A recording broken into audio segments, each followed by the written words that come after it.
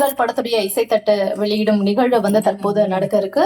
ஒளிப்பதிவாளர் திரு பிரிசி ஸ்ரீராம் அவர்கள் இசைத்தட்டை வெளியிட மேடையில் இருக்கக்கூடிய சிறப்பு விருந்தினர்கள் அனைவரும் இசைத்தட்டை பெற்றுக் கொள்வார்கள். திரு எம்.ஆர். பாரதி அவர்களுடைய இயக்கத்தில் உருவாகி இருக்கக்கூடிய திரைப்படம் ட்ரீம் கேர்ள் படத்தின் இசைத்தட்டை ஒளிப்பதிவாளர் திரு பி.சி. ஸ்ரீராம் அவர்கள் வெளியிட சிறப்பு அழைப்பாளர்கள் மற்றும் படக்குழுவினர் இசைத்தட்டை பெற்றுக் கொள்கிறார்கள். ட்ரீம் கேர்ள் படத்தின் ஆடியோ உரிமையை சரிகமா பெற்றுள்ளதை மகிழ்ச்சியோடு தற்போது தெரிவித்துக் கொள்கிறோம். அதற்கு உறுதுணையாக இருந்த ஐஸ்வர்யா அவர்களுக்கு எங்களின் மனமார்ந்த நன்றியையும் தெரிவித்துக் கொள்கிறோம். அடுத்ததாக இந்த மேடையில பேச வர இருப்பவர் திரைப்பட கல்லூரியின் தலைவர், இந்தியாவில் சிறந்த ஓவியர்களில் இவரும் ஒருவர். தமிழ்நாட்டிற்கு வார இதழ்களின் மூலம் நவீன ஓவியங்களை அறிமுகப்படுத்துவதில் இவர் வல்லவர். சிறந்த ஓவியருக்கான கலைமாமணி பட்டத்தையும் வந்து பெற்றிருக்காரு. இவருடைய ஓவியங்கள் பாத்தீங்கன்னா UK, US, Australia, Finland, France போன்ற முக்கியமான இடங்கள்ல அருங்காட்சியகங்கள்ல வந்து இடம்பெற்றிருக்கு. சினிமால பல படங்கள்ல ஆர்ட் டைரக்டாவும் ஒர்க் பண்ணியிருக்காரு. இப்படி கலை நயங்கள் கொண்ட ட்ராட்ஸ்கி மருது அவர்களை பேச வருவார் அன்புடன். சார், இவ்வளத்தையும் பார்த்து வாயடிச்சு பண்ணிட்டு இருக்கேன் தான் சார். அனைவருக்கும் வணக்கம்.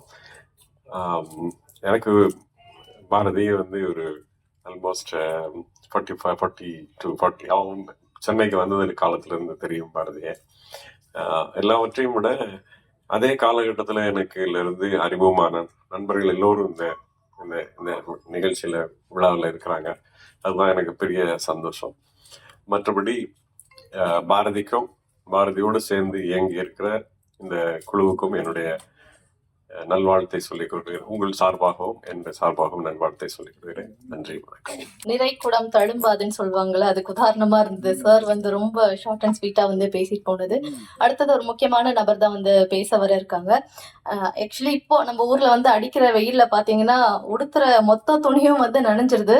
ஆனா இவருடைய வெயில் படம் மூலமா நம்மளுடைய கண்களும் கைக்குட்டையும் வந்து பயங்கரமா நனைஞ்சது அப்படின்னு சொல்லலாம். நான் முன்னாடியே சொன்ன மாதிரி இந்த சாமானியர்களின் வழியை வந்து ரொம்ப அழகா எளிமையா இயல்பா வந்து கடத்தக்கூடியவர். மிகையே படுத்தப்படாத கதைகள், கதாபாத்திரங்கள் தான் இவருடைய படங்கள்ல வந்து நம்மளால பார்க்க முடியும். மிக சிறந்த இயக்குனர் திரு வசந்தபாலன் சார் அவர்களை பேசுமாறு அன்புடன் அழைக்கிறோம். அனைவருக்கும் இனிய காலை வணக்கம். எப்படியோ மேடையில வந்து மீரா அப்படிங்கிற படத்துல இருந்து இந்த மேடையில பேச்சு ஸ்டார்ட் ஆச்சு. அந்த மீரா படத்துல நான் ஒரு உதவி எடிட்டரா நான் வேலை பார்த்த காலத்துல வந்து பிசி சார் வந்து லெனின் விடிஜன் சார்ட்ட வந்துட்டு போயிட்டு இருப்பாங்க. அந்த விஷுவல்ஸை, அந்த ரஷ்ஷை முன்ன பின்ன நான் பார்த்துக்கிட்டே இருந்திருக்கிறேன்.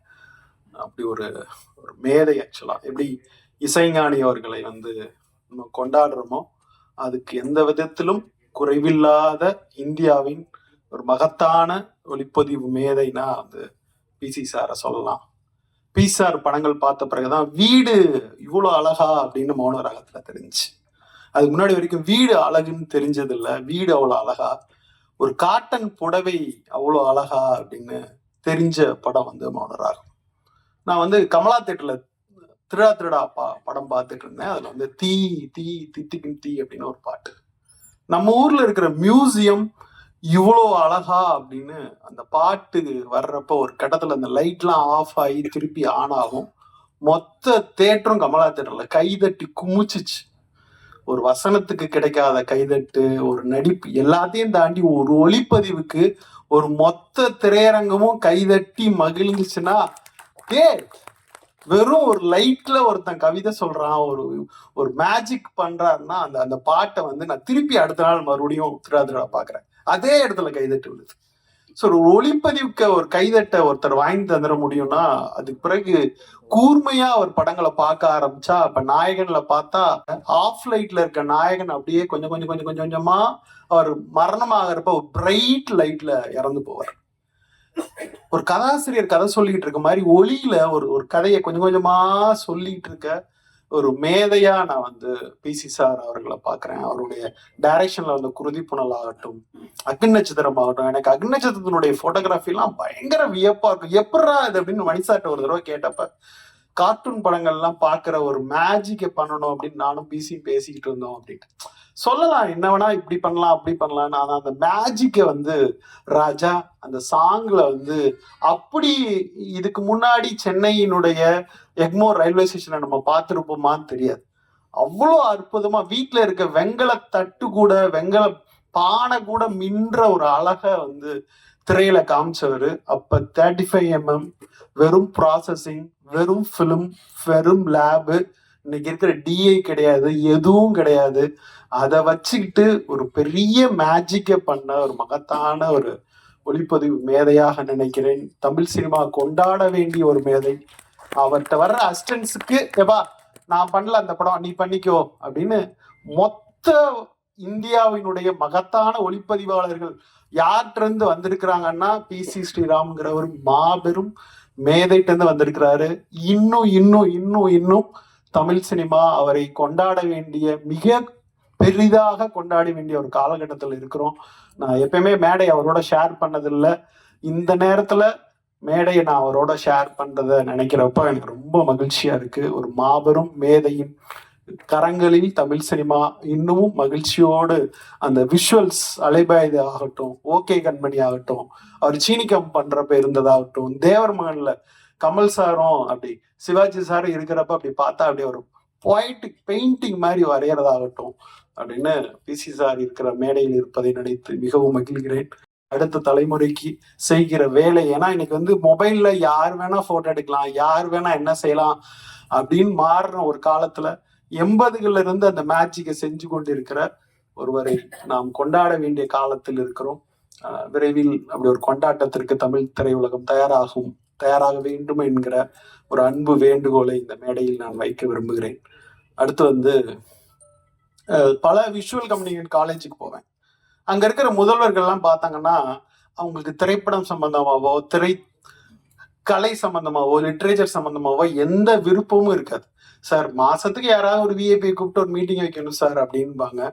இப்படிதான் எம்ஜிஆர் திரைப்பட கல்வி இருந்த ஒரு காலகட்டத்தில் கலை மீதும் ஓவியம் மீதும் நவீனம் மீதும் மிக பெரிய காதல் கொண்ட மருது சார் வந்து திரைப்பட கல்லூரிக்கு நுழைந்தது என்பது மாபெரும் சாதனை. அங்க புல்லு வெட்ட கூட ஆள் இல்லை. இப்பதான் நான் வெளியே கேட்டேன், 10 கோடி ரூபாய் அவர் வந்த பிறகு எம்ஜிஆர் மெடிக்கல் காலேஜ் திரைப்பட கல்லூரிக்கு சாங்ஷன் ஆயிருக்கு அப்படின்னு தகவல் சொன்னாரு. ரொம்ப மகிழ்ச்சியா இருந்துச்சு. ஆனா அங்கிருந்து வந்த திரைப்பட கல்லூரியில் தான் புலன் விசாரணையிலிருந்து, ஊமை வெளிகளிலிருந்து தமிழ் சினிமாவை மலர்ச்சி ஏற்படுத்துகிற அந்த உலகம் வந்துச்சு. அது அப்படியே மண்டி போய் கிடந்துச்சு. அப்படியே புதர் மண்டி போய் கிடந்த ஒரு இடத்துல போய் ஒளி மாதிரி இருக்கிற மருது சார் அங்க போய் அப்படியே உட்கார்ந்துருந்த பாக்குறப்ப ரொம்ப சந்தோஷமா இருக்கு.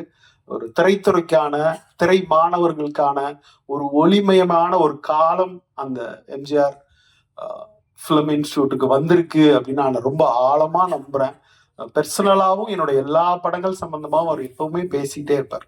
எனக்கு அங்காடி திரைப்படத்தினுடைய லோகோ வரைஞ்சு கொடுக்கணும், எளிமையான படம் அப்படின்னு கேட்டேன். அந்த அங்காடி தெரு டைட்டிலுடைய லோகோவை ஜஸ்ட் 2 செகண்ட்ஸ்ல என் கையில வரைஞ்சு வச்சுக்கோ பாலன் அப்படின்னு சொல்ற அளவுக்கு எனக்கும் அவருக்குமான உறவு இருக்கிறது. ஸோ அவரையும் இந்த மேடையில் நான் ஷேர் பண்றதை நினைச்சு மிக மகிழ்வோடு இருக்கிறேன். ரொம்ப ஆரோக்கியமான கலையின் உச்சகட்டம். ஸோ இவர்களை எல்லாம் இந்த மேடைக்கு அழைத்து வந்த MR பாரதி அவர்கள் பிருந்தா சாரதி மூலியமா தான் எனக்கு ரொம்ப காலத்துக்கு முன்னாடி தெரியும். ஸோ அந்த விஷுவல்ஸ் எல்லாமே பார்க்குறப்ப ஒரு இளமை ததும்பும் ஒரு படமாக இருக்கிறது. ஸோ இந்த டீமுக்கு மனமார்ந்த வாழ்த்துக்கள். நன்றி. அடுத்ததாக ஒரு முக்கியமான நபர் தான் வந்து மேடைக்கு பேச இருக்காரு. சார் வந்து லேட்டா வந்தாலும் லேட்டஸ்ட் அப்படின்னு தான் சொல்லணும். ஏன்னா அவருடைய படங்கள் வந்து நம்ம மனசுல அந்த அளவுக்கு அந்த காதல் தாக்கத்தை வந்து ஏற்படுத்தி இருக்கு அப்படின்னே சொல்லலாம். நான் முன்னாடியே சொன்ன மாதிரி அந்த குணால் ஹேர் கட்க்கு வந்து சார் தான் பொறுப்பு. அதே மாதிரி இந்த காதல்ல விழுந்திருந்தாலும் சரி, காதல் தோல்வியில விழுந்திருந்தாலும் சரி, அந்த சமயத்துல சார் தான் பொறுப்பு அப்படின்னு சொன்னோம். ஏன்னா அந்த மாதிரியான படங்களை வந்து அவர் நம்ம கொடுத்திருக்காரு.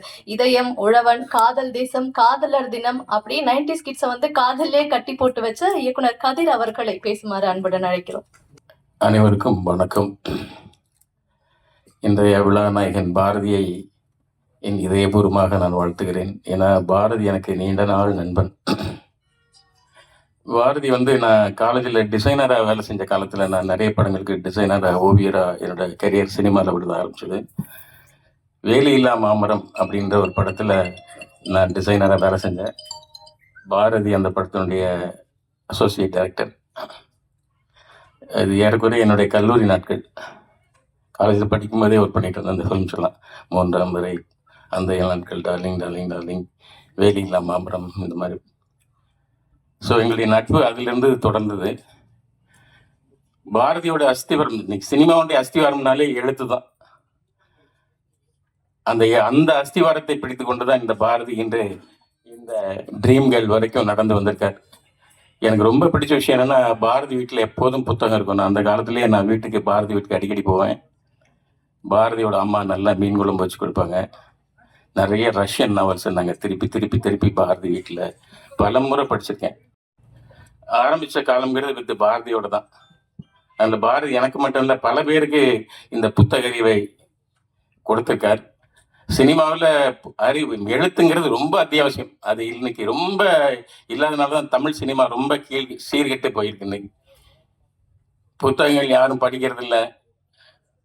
ஆனால் புத்தகத்தையும் எழுத்தையுமே தன்னுடைய ஆயுதமாக வச்சு இன்னைக்கு மிகப்பெரிய வெற்றியை அடைய போகிற இந்த பாரதிக்கு என்னுடைய வாழ்த்துக்கள். ஏன்னா இது ட்ரீம் கேர்ள்ன்றது என்னோட படத்து டைட்டில் மாதிரி இருக்குது. எனக்கு கொஞ்சம் பொறாமையாக தான் இருக்குது. எனக்கு முன்னாடியே சொல்லியிருந்தேன், நானே கூட வாங்கிட்டேன். ரொம்ப அற்புதமான டைட்டில். நான் படம் பார்த்தேன். ரொம்ப பொய்டிக்காக, ரொம்ப அழகா இளமையாக பண்ணியிருக்கார் பாரதி. இந்த படம் வெற்றியடைய அவர் தொழில் எல்லாருக்கும், கலைஞர்கள், அவர் ஒர்க் பண்ண நடிகர்கள், டெக்னீஷியன்ஸ் எல்லாருக்கும் என்னுடைய வாழ்த்துக்கள். வெற்றி விழாவில் மீண்டும் சந்திப்போம். நன்றி, வணக்கம். உன் நண்பன் யார் என்று சொல், உன்னை பற்றி சொல்கிறேன் அப்படின்னு சொல்லுவாங்கல்ல, அந்த மாதிரி தான் ட்ரீம் கேர்ள் படத்துடைய இயக்குனர் எம்.ஆர். பாரதி அவர்களுடைய நண்பர்கள்லாம் யார் அப்படின்றத பார்த்தாச்சு. அப்போ அவர் யார் அப்படின்றதுக்கான அந்த அறிமுகமும் முகவரியும் இந்த மேடை உங்க எல்லாருக்குமே கொடுத்துருக்கோம். சாரை நல்லா தெரிஞ்சவங்களுக்குமே தெரிஞ்சிருக்கும். 40 வருஷமா சினிமா இண்டஸ்ட்ரியில டிராவல் பண்ணிட்டே இருக்காரு. ஸோ இப்போ ஒரு அழகான படத்தை, காதல் ததும்ப ஒரு படத்தை நம்மளுக்காக கொடுத்திருக்கக்கூடிய ட்ரீம் கேர்ள் படத்துடைய இயக்குனர் திரு எம்.ஆர். பாரதி அவர்களை பேசுமாறு அன்புடன் அழைக்கிறோம்.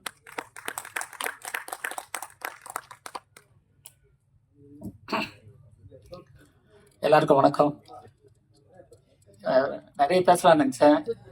ரொம்ப டைம் வச்சு நான் ரொம்ப பேசல. நிறைய பேசுறதுக்கு விஷயம் இருக்கு. ஆனா என்னோட அழைப்பேற்றல் இங்க வந்த அத்தனை பேருக்கும் ரொம்ப நன்றி. நான் ஒரு வாட்டி போன்ல தான் கூப்பிட்டேன். அத்தனை பேர் வந்தாங்க, என்னை மதிச்சு அவங்களுக்கு நன்றி சொல்லிக்கிறேன். இன்னொரு சந்தர்ப்பத்துல நான் வேற பேசியிருக்கிறேன். நன்றி.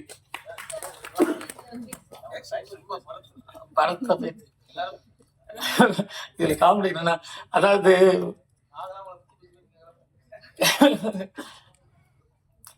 எப்படி சொல்றேன்னா, ஆக்சுவலா நான் சினிமாவுக்கு ஃபர்ஸ்ட் அசிஸ்டன்ட் ட்ரை பண்ணேன். ட்ரை பண்றப்ப எல்லாமே எனக்கு நல்ல கம்பெனியே கிடைக்கல. ஃபர்ஸ்ட் வேலியில்லா மாமரம், நூலர்ந்த பட்டம், காவேரி கரங்களில், இந்த மாதிரி சின்ன சின்ன உப்பா படம்னு சொல்லுவாங்க. அப்ப அந்த மாதிரி படங்கள் தான் கிடைச்சது. எனக்கு அசிஸ்டன்ட் வாய்ப்பு சரியாவே கிடைக்கல. ஒரே ஒரு படம் நெஞ்சமலாம் நீயன், அதுலதான் மோகன், ராதா, பூர்ணிமாச்சார் நடிச்ச படம். அந்த ஒரு படம் தான் அசிஸ்டன்ட் ஒழுங்கான படம் வாய்ப்பு கிடைச்சது. அப்போ கூட கஷ்டம். நான் சென்னையில தனியா சாப்பாட்டுக்கு தங்குற இடத்துக்கெல்லாம் கஷ்டப்பட்டுட்டு இருந்தேன். அது ரொம்ப கஷ்டமா இருக்கு. சரி என்ன பண்ணலாம் அப்படின்ட்டு அப்புறம் பத்திரிகையில போய் சேர்ந்தேன். அதுக்கு பாவைச்சந்திரன் ஒரு முக்கியமான காரணம். அப்புறம் பத்திரிகை சேர்ந்தோம்னா கொஞ்சம் கம்ஃபர்டபுளா சென்னை வாழ்க்கையே எனக்கு ஓரளவு வசதியாச்சு. அந்த பத்திரிகை துறையில் ஒரு 4-5 வருஷம் இருந்தேன். அப்ப இருக்கிறப்ப சினிமா ஆர்வம்ல, அப்ப பிலிம்ஸ்ல இருந்து படம் பார்க்கறது, உலக சினிமா பார்க்கறது, நிறைய புத்தகங்கள் படிக்கிறது, சினிமா பற்றியே சிந்திச்சுட்டு இருப்பேன். ஆனா பத்திரிகை எழுதிட்டு இருந்தேன். அப்பதான் எனக்கு முதல் சினிமாவில் அங்கீகாரம் கொடுத்தது பி.சி. ஸ்ரீராம் மீரா படத்துக்கு கதை வசனம் கொடுத்தாரு. அது எனக்கு ஒரு நல்ல இதா இருந்தது. அதுக்கப்புறம் தான் திருமணம் ஆச்சு. திரும்ப ஒரு படம் முயற்சியில கொஞ்சம் தோல்வி. படம் ஐயான்னு ஒரு கதை ஸ்கிரிப்ட் எழுதி சரியா வரல. அப்புறம் சரி என்னடா சும்மா இருக்கிறது அப்படின்னு சொல்லிட்டு, ஏன்னா நான் சினிமா ரொம்ப நேசிப்பேன். அதே நேரத்தில் சினிமாவுக்காக நான் கஷ்டப்பட மாட்டேன். சரி அடுத்த வேலை செய்யலான்ட்டு ராஜ் டிவியில நிகழ்ச்சி தயாரிப்பாளர் மாதிரி நிறைய நிகழ்ச்சிக்கு பண்ணேன். அதுல நிறைய பணமும் விளம்பர படம் எடுக்கிற வாய்ப்பும் கிடைச்சது. அப்போ என் லைஃப் ரொம்ப கம்ஃபர்டபுள் ஆச்சு. ஏன்னா அப்போ எனக்கு 2 பசங்க, ஃபேமிலியை நல்லா பார்த்துக்க முடிஞ்சுச்சு. சரி அப்புறம் இன்னும் ஸ்டடியா அதுல கூட என்னன்னா, ஒவ்வொரு விளம்பர படம் இருக்கிறது, நிகழ்ச்சி பண்றதுல கொஞ்சம் ஸ்ட்ரெயின் இருந்தது. அதுக்கப்புறம் கல்லூரிக்கு புத்தகம் போட ஆரம்பிச்சேன். இக்னோன்னு சொல்லிட்டு அது ஒரு வாய்ப்பு அமைஞ்சது.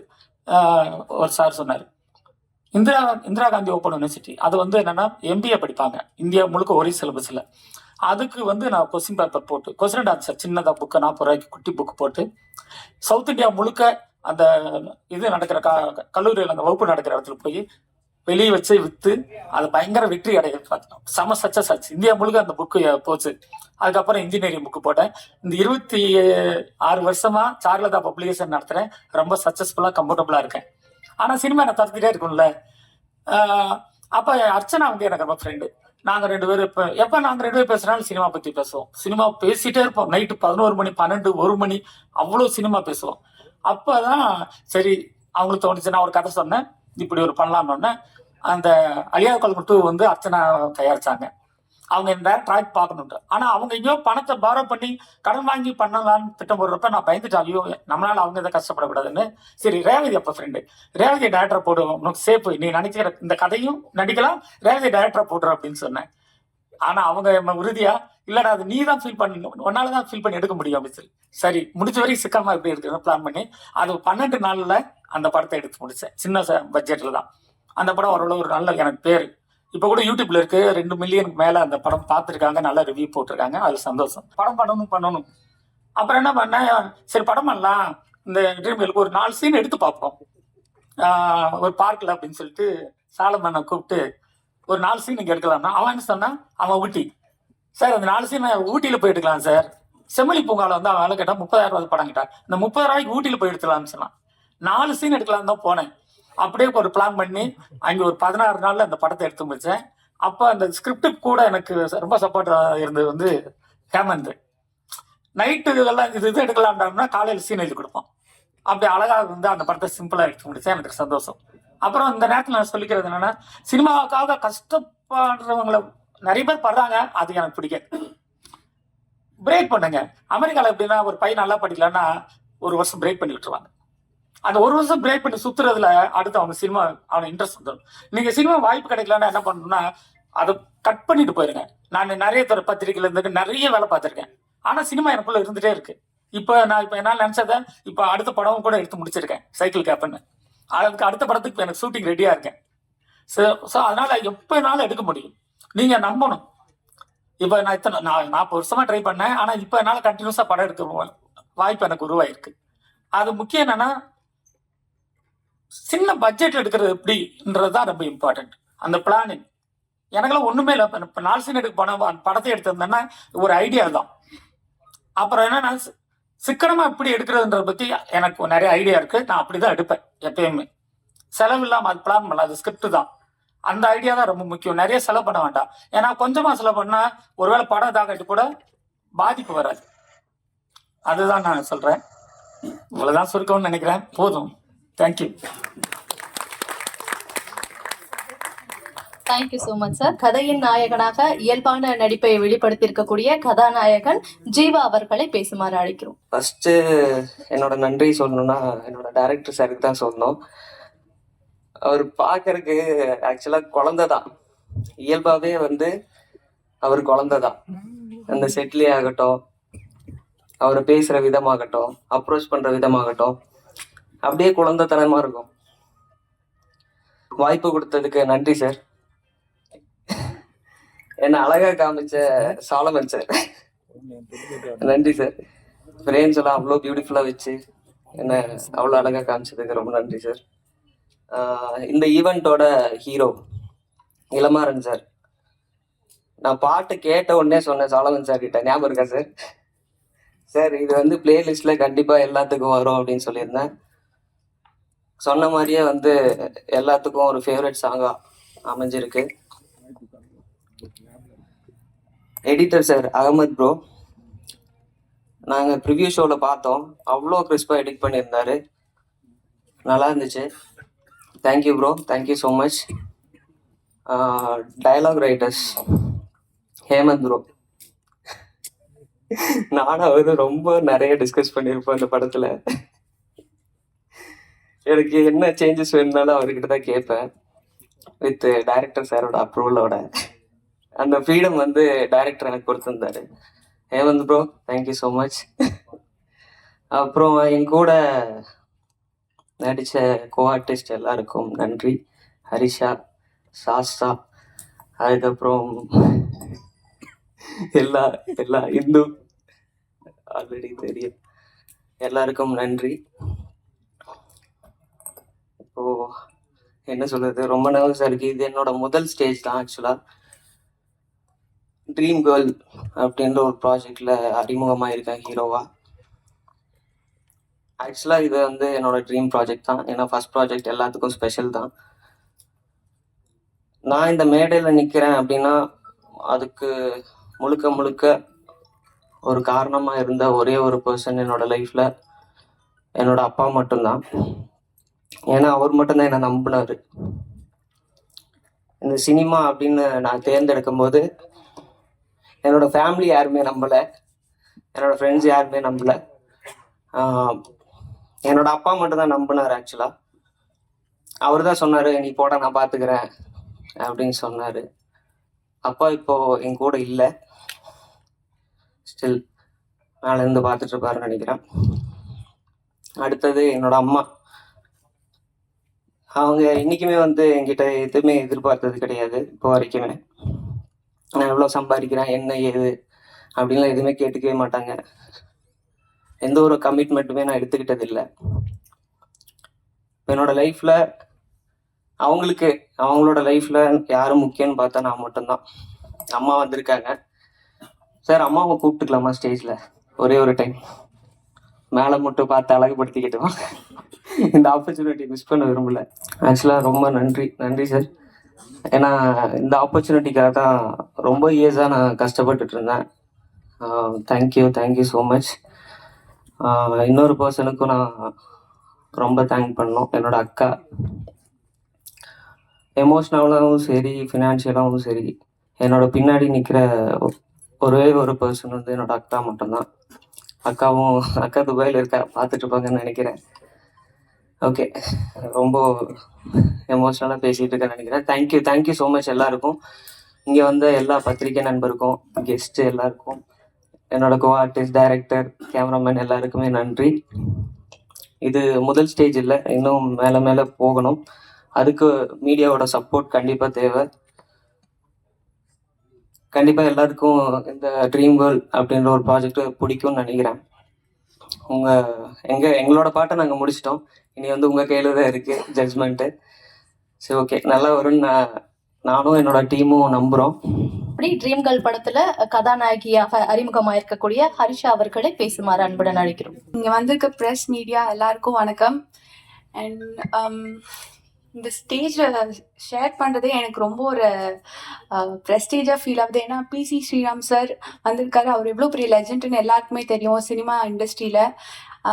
அவர் கூட ஒரு ஸ்டேஜ் ஷேர் பண்ணுறது எனக்கு ரொம்ப ஹாப்பியாக ஃபீல் ஆகுது. தேங்க்யூ ஸோ மச் சார், நீங்கள் இந்த ஈவெண்ட்டுக்கு வந்ததுக்கு. அண்ட் இங்கே வந்திருக்க வசந்த பாலன் டைரக்டர் சார் எல்லாருக்குமே ரொம்ப நன்றி.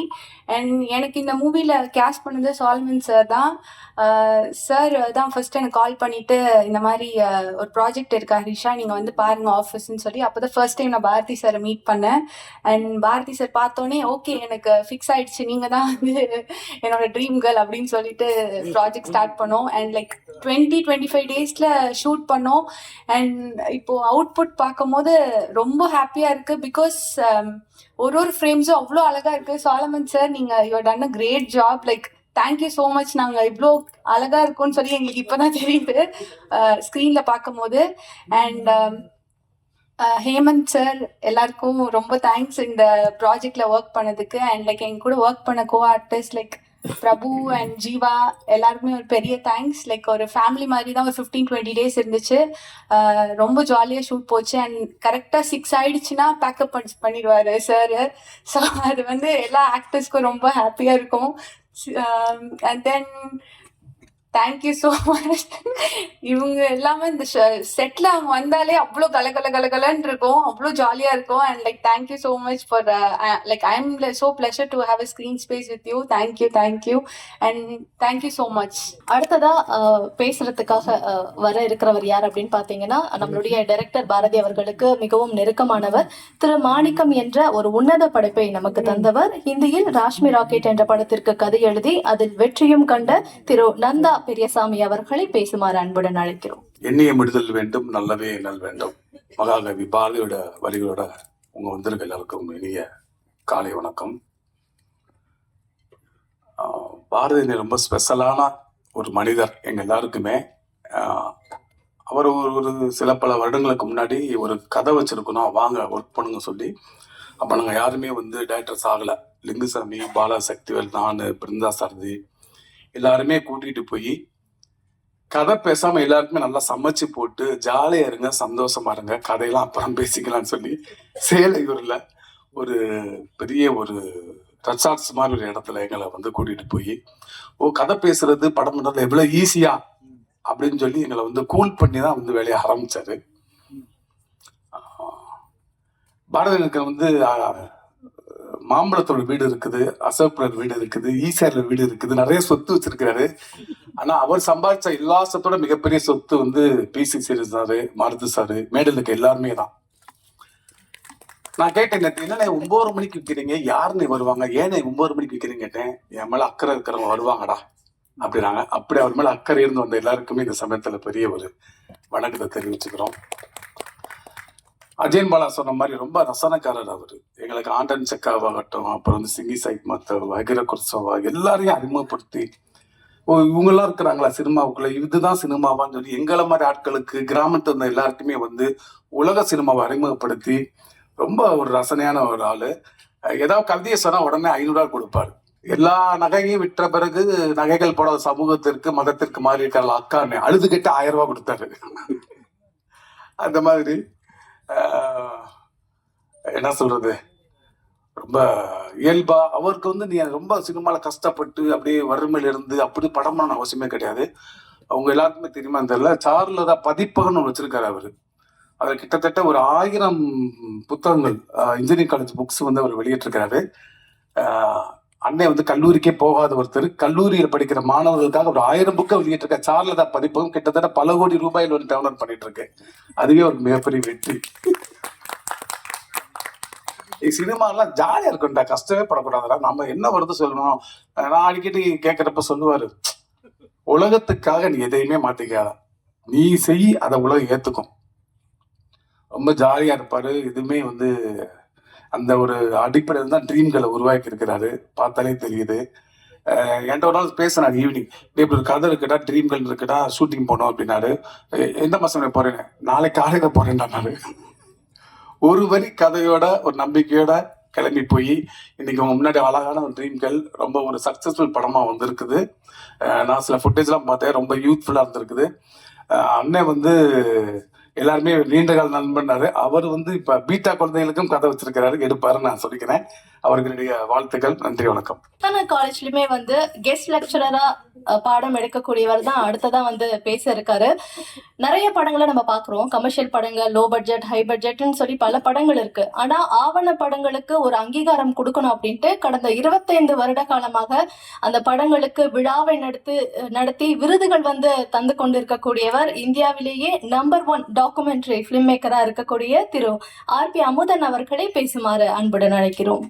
எல்லோருக்கும் வணக்கம். பெரியவங்களா இருக்கீங்க, நேரத்தை எடுத்துக்க விரும்பல, இருந்தாலும் சுருக்கமாக ஒரே ஒரு விஷயத்தை நான் சொல்ல விரும்புகிறேன்.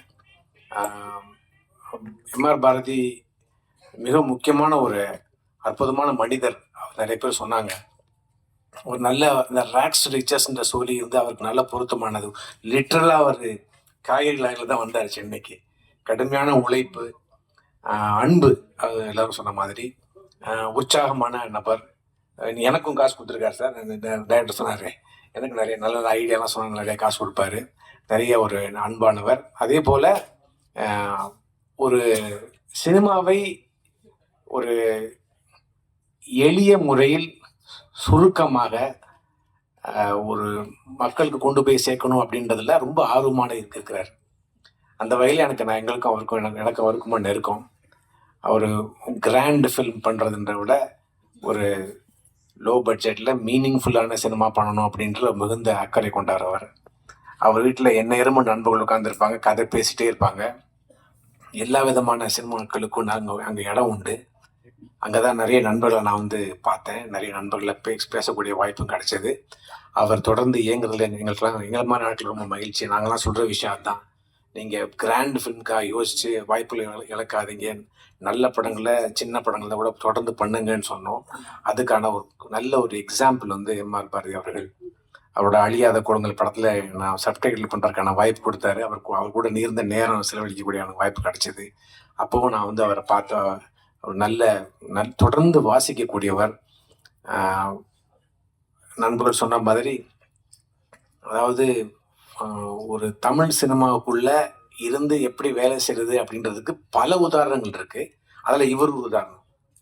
நிறைய பேர் வெவ்வேறு விதமான வகையில் வெற்றி அடைஞ்சிருப்பாங்க.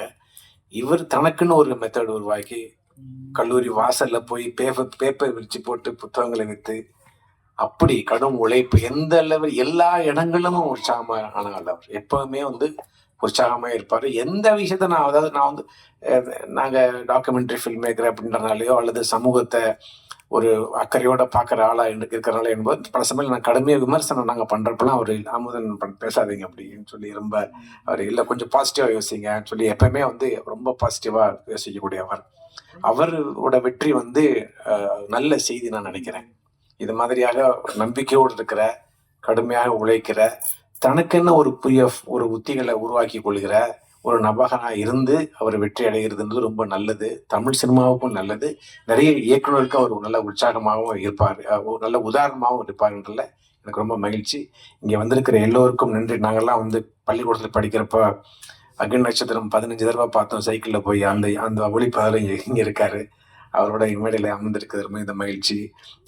இயக்குனர் வசந்த பாலன் மற்ற எல்லா இயக்குநர்களும் இங்கே இருக்காங்க. எல்லாருக்கும் ரொம்ப அவங்கள பார்க்க ரொம்ப மகிழ்ச்சியாக இருக்கு. வணக்கம். ட்ரீம்கள் படத்தை பார்க்க ட்ரெய்லர் மற்றும் பாடலை பார்க்க வந்திருக்க ட்ரீம் பாய்ஸ் அனைவருக்கும் பணிவான வணக்கங்கள். மேடையில் இருக்கிறவங்க ட்ரீம் பாய்ஸ் தான் எல்லாருமே. தமிழ்நாட்டில் பலருக்கு பல கனவுகளை திரையில காட்டின திரு பி.சி. ஸ்ரீராம் அவர்கள் இங்க மேடையில் அமர்ந்திருக்காரு. அவரோட இந்த மேடையில் அமர்றது நான் ரொம்ப பெருமையா நினைக்கிறேன். எம்.ஆர். பாரதி அண்ணன்ட்டு நான் ஒரு அசிஸ்டன்ட் டைரக்டர் தான் ஜாயின் பண்ண 30 வருஷத்துக்கு முன்னாடி. அவர்கிட்ட சேர்றதுக்கு காரணமே பி.சி. ஸ்ரீராம் சார் தான். ஏன்னா அவருடைய மீரா படத்துடைய கதைவசன கருத்தா ஒரு அண்ணன் ஒர்க் பண்ணிட்டு என்ன எனக்கு ஒரு தமிழ் மகன் ஒரு நண்பர் இருந்தார், பத்திரிகையாளர். அவர் என்ன சொன்னாருன்னா, பி.சி. ஸ்ரீராம் படத்துடைய கதாசிரியர் ஒருத்தர் எனக்கு ஃப்ரெண்டு, அவர் அடுத்த படம் பண்ண போறாரு, அவர்கிட்ட உங்ககிட்ட உங்களை அசிஸ்டண்டா சேர்த்து வர்றேன்னு சொல்லி தான் கொண்டு போய் அப்படியே ரொம்ப சந்தோஷமாச்சு. அப்படிதான் அண்ணன்கிட்ட அறிமுகமானேன். அவர் கூட அசிஸ்டண்டா சேர்ந்தப்போ அப்பயே ஒரு டைரக்டரா இருக்க வேண்டியது. ஆனாலும் என் வாழ்க்கையில எனக்கு கிடைச்ச ஒரு மிகச்சிறந்த சகோதரர்னா அது எம்.ஆர். பாரதி அவர்கள் தான். கடந்த 30 வருடமா தொடர்ந்து நாங்க யார் எங்க அப்பா அம்மாவை சந்திக்கிறனோ இல்லையோ, இந்த உறவுகளை சந்திக்கிறனோ இல்லையோ, தொடர்ந்து எனக்கு ஒரு சகோதரனா இந்த நகரத்துல பெருநகரத்துல ஒரு நம்பிக்கையை ஊட்டக்கூடிய ஒரு நீரூற்று மாதிரி அவர் எம்.ஆர். பாரதி அவர்கள் இந்த சென்னை நகரத்துல இருந்திருக்காரு. சென்னையில நான் மட்டுமே இல்லாம என்ன மாதிரி நிறைய உதவி இயக்குநர்கள் அவரை தேடி வருவாங்க. நிறைய பேருக்கு ஒரு நம்பிக்கை, அவரை பார்த்தாலே ஒரு பாசிட்டிவ் எனர்ஜி தான் கிடைக்கும். எப்பவுமே அவர் அவரே தொடர்ந்து போராடிட்டு போறாரு. ஆனாலும் அவர் உதவி நான் அசிஸ்டன்ட் தான் சேர்ந்தேன். ஆனா என்ன அசிஸ்டன்ட் நான் எனக்கு அவர் அசிஸ்டன்ட் மாதிரி தான் பிஹேவ் பண்ணுவார். அந்த அளவுக்கு ஒரு சமமான ஒரு இடத்தை கொடுத்து, எங்களுக்கு ஒரு நம்பிக்கையை கொடுத்து, நிறைய கனவுல கொடுத்து, நிறைய அவர்கிட்ட பிடிச்சதே என்னன்னா நிறைய ரசிப்பார். அவரே ஒரு ட்ரீம் பாய் தான். அவர் ரொம்ப சின்ன சின்ன விஷயங்களை கூட நுணுக்கமா ரசிக்கக்கூடிய ஒருத்தர். அதுவும் ஒரு நல்ல ஒரு அழகான ஒரு வரியை சொன்னா, நல்ல ஒரு அழகான ஒரு காட்சியை சொன்னா அவர் ஒரு குழந்தைய மாதிரி ரசிப்பார். எனக்கு தெரிஞ்ச சென்னை நகரத்துல இந்த மாதிரி ஒரு பெருநகரத்துல எந்திரத்தனமா இருக்க மனிதர்கள் மத்தியில இன்னும் உயிர்ப்போட இருக்கிறது அவருடைய அந்த ரசனை தான். அது எனக்கு ரொம்ப ஆச்சரியமா இருக்கு. எப்படி அவரும் வாழ்க்கையில நிறைய போராட்டங்களை சந்திச்சுதான் நிறைய இதுவரைதான் இருக்கிறார். ஆனாலும் அவர்கிட்ட எந்த ஒரு குழந்தை ஒரு பந்து, ஒரு கலர்ஃபுல்லான ஒரு பந்தை எப்படி பார்த்தா வியப்பா ரசிக்குமோ, அந்த மாதிரி இன்னும் வாழ்க்கையில் இருக்கக்கூடிய ஒவ்வொரு விஷயங்களையும் அணுகுணுவா ரசிக்கக்கூடிய அந்த இயல்பான அவருடைய அந்த ரசனை மிக்க மனம்தான் அவரை இன்னும் உயிர்ப்போட, இன்னும் பல வருஷமும் உயிர்ப்போட வச்சிருக்கோம். இன்னும் அவர் நிறைய படங்கள் இது மாதிரி இயக்குவார் அப்படிங்கிற ஒரு நம்பிக்கையை கொடுத்துருக்கு. இந்த நாங்கள் வந்திருக்க எல்லாருமே அவருடைய அந்த அன்புக்காகவும் அவருடைய அந்த ரசனைக்காகவும் கட்டுப்பட்டவங்க தான். இங்க மேடையில தமிழ்நாட்டின் மிக முக்கியமான தமிழ்நாட்டின் அடையாளம் சொல்லக்கூடிய திரு மருது அவர்கள் வந்திருக்காரு. அவரும் ஒரு ட்ரீம் பாய் தான். அவரும் அவரு கூட கொஞ்சம் பேசினாலே நிறைய இதே மாதிரிதான் டெக்னாலஜிக்கும் ஆர்ட்டுக்குமான ஒரு அப்பயே அவருக்கு நிறைய விஷயம் சொன்னார், இதெல்லாம் இந்த ஃபியூச்சரில் இது மாதிரி நடக்கும் அப்படின்னு. அப்படி அவர் அன்னைக்கு சொன்னதெல்லாம் இன்னைக்கு நடந்துகிட்டு இருக்கு அப்படிங்கிறது ஒரு ஆச்சரியமான விஷயம். காலத்தை முன்கூட்டி கடிச்சு இன்னைக்கு ஏஐ அப்படின்றது என்ன இன்ஃப்ளூயன்ஸ் பண்ணும் அப்படிங்கிறதெல்லாம் முன்னாடியே வந்து அவர் அன்னைக்கே சொன்னது. எனக்கு அதெல்லாம் வந்து ஒவ்வொரு அன்னைக்கு நாங்கள் பேசின இரவு முழுக்க பேசுனது எதுவுமே எனக்கு மறக்கல. ஆனாலும் வந்து இந்த உலகத்தை வந்து 2 விஷயத்தால அளக்க முடியும். ஒன்று சயின்ஸு, ஒன்று மேத்ஸ். ஆனால் இந்த 2 சயின்ஸும் மேத்ஸாலையும் அளக்க முடியாத ஒரு விஷயம் தான் அது எஸ்தெட்டிக்ஸ் தான். மனிதனுடைய அழகியல் வந்து நுட்பமான அழகியல் எவ்வளோதான் வந்தாலும் அக்னேஷத்தில் பிசி வச்சிருந்த ஒரு ஷார்ட் மாதிரி அந்த நிரோஷா வந்து ஒரு கடற்கரையில் புரண்டு விடுக்கிறாங்க இல்லை, அது மாதிரி ஒரு ஏஸ்தெட்டிக்ஸை வந்து ஒரு ஏஐல உருவாக்க முடியுமான்றது எனக்கு தெரியாது. அதனால் ஏஸ்தெட்டிக்ஸ்ன்றது வந்து அதுதான், அது இருக்கிற வரைக்கும் உலகம் அழியாது. அது என்ன ஏஐ வந்தாலும் சரி, என்ன டெக்னாலஜி வந்தாலும் அதை கண்டுபிடிக்கிற அந்த ஆற்றல் இருக்குல்ல, அந்த கற்பனா சக்தி இருக்குல்ல, அது மனித சமூகத்தை தொடர்ந்து உயிர்ப்பிச்சுட்டே வரும். அப்படிப்பட்ட அழகியல் உணர்வோட இருக்கக்கூடிய அப்படிப்பட்ட ரசனை மிக்க மனிதர்கள் அமைந்திருக்கு இந்த மேடையில. இந்த பாடல் சிறப்பு அழைப்பாளர் தான் வந்து பேச இருக்காரு. இவரே வந்து ஒரு யூனிவர்சிட்டி தான். இவருடைய படைப்புகள் அனைத்தும் இனி வர இருக்கக்கூடிய தலைமுறையினருக்கு பாத்தீங்கன்னா கன்னிமாரா லைப்ரரி மாதிரி நிச்சயமா இருக்க போகுது. அண்ட் இவருடைய உதவியாளர்கள் தான் இப்போ வந்து இந்திய சினிமாவையே ஆண்டுட்டு இருக்காங்க அப்படின்னு கூட சொல்லலாம். ஸோ இந்திய சினிமாவின் நம்பர் 1 ஒளிப்பதிவாளர் திரு PC ஸ்ரீராம் அவர்களை பேசுமாறு அன்புடன் அழைக்கிறோம். அனைவருக்கும் காலை வணக்கம். பெற்றவங்கெல்லாம் என் நண்பர்கள், வெகு நாளை நண்பர்கள். என்ன சந்தோஷமா இருக்கு, எனக்கு பாரதியை பற்றி இவ்வளோ பேர் புகழ்ந்து பேசும்பொழுது எனக்கு நேராக ரொம்ப ஒரு மயக்கூச்சரியமா இருக்கு. எங்க நட்பு ரொம்ப வருஷம் நட்பு. அது பல கதைகள் சொல்றாங்க நட்புல. பாரதி கல்யாணத்துக்கு நான் தான் இது பண்ணேன், இதில் ஃபர்ஸ்ட் டைம் நான் ஆடியோ ஃபங்க்ஷனே இதான் ஃபர்ஸ்ட் டைம் வரேன். பல மீட்டிங்கு வந்திருக்கேன் நான், அது ஒன்று.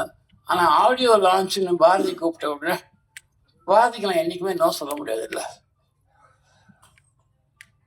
ஆனால் ரொம்ப சந்தோஷம், இவ்வளோ பேர் வந்து பாரதியோடைய குணங்களையும் அவருடைய இதை பற்றி பேசும்போது எல்லாரும் ஒரே கருத்தோட பேசிச்சு. அதுல வந்து அவர் உயர்ந்த நிற்கிறாரு பாரதி, அதான் உண்மை. அடுத்த பெரிய பட்ஜெட்லாம் பண்ண வேணாம் பாரதி, 500 கோடி 400 கோடிலாம் ஜோக் பண்ணியிருந்தேன், அதெல்லாம் பண்ணாதீங்க. இந்த படம் நல்லா வரணுன்றதான் எனக்கு ஆசை. நல்ல இயக்குனராக வந்துட்டீங்கன்னா அப்புறம் உங்கள் பல கதைகள் வச்சிருக்கீங்க. அன்னைக்கு கூட ஒரு கதை சொன்னோம், ஒரு கதையை நான் சும்மா அவர் சொல்லி விட்டேன், அவர் கதை திரைக்கதை எழுதிட்டார். அதை அது இன்ட்ரெஸ்டிங்காக பண்ணியிருப்பாருன்னு என்ன தெரியும். ஆனால் அது வந்து ரெகுலராக கிடையாது. பாருங்க, அது அடுத்தது தான் எடுக்க போறீங்க.